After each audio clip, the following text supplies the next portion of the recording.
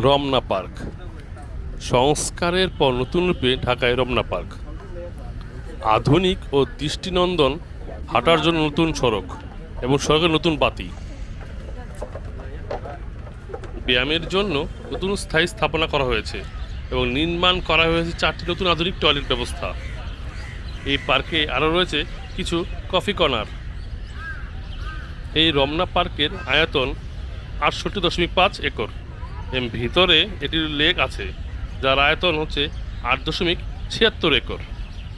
এই রমনা পার্কে বর্তমানে উদ্ভিদ আছে 211 প্রজাতির। এই লেকটি আপনি যদি পুরো হাঁটেন তাহলে আপনার 1.2 কিলোমিটার হাঁটা হয়ে যাবে।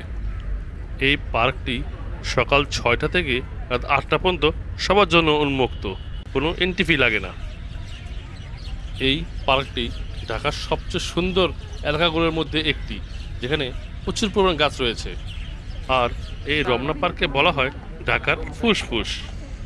যাই হোক, রমনার এই নতুন সৌন্দর্য আমার কাছে অসাধারণ লেগেছে। আপনাদের কাছে কেমন লেগেছে তা অবশ্যই কমেন্ট করে আমাকে জানাবেন।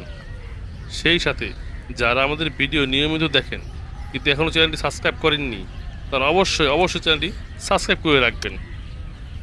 আর যারা ইতিমধ্যে চ্যানেলটি সাবস্ক্রাইব করে রেখেছেন তাদেরকে জানাচ্ছি অসংখ্য ধন্যবাদ।